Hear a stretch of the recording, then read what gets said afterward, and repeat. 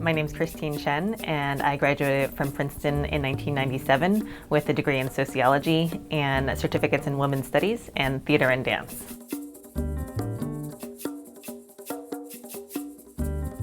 Currently, I'm the Director of Dance and Adult Programming at the 92nd Street Y, which means I oversee the Adult Education and Adult Programming departments and the Dance department. I grew up just outside of Princeton, about 45 minutes away in a town called Marlborough. I was mostly a gymnast growing up. I also ran track. I started going to Princeton Ballet School when I was 7. And I did ballet through my freshman year in high school.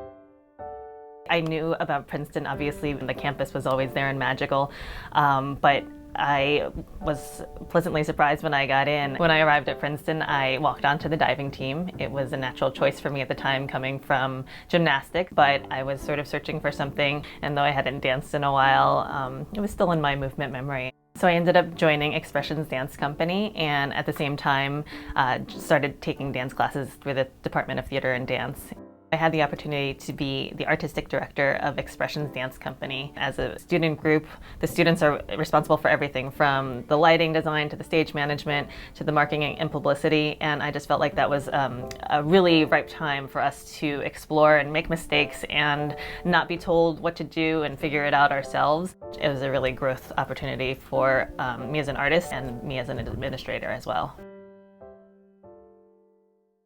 After my senior year, I had done a creative thesis, and it was so meaningful to me that I decided that I really wanted to dance. So I decided to pursue an MFA. I got accepted to Ohio State University, which has a really amazing dance program. Following my time at Ohio, I started dancing with Flyaway Productions, which is Joe Kreider's company out in San Francisco, not only as a dancer in her company, but as an administrator as well.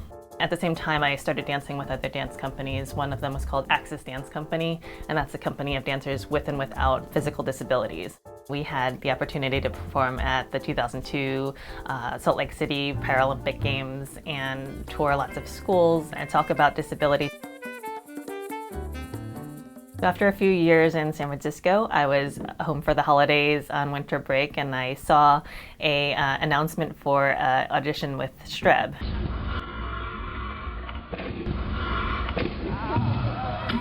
Elizabeth Streb is this amazing artist. She has an extreme action company, and I auditioned for Streb, and I loved it.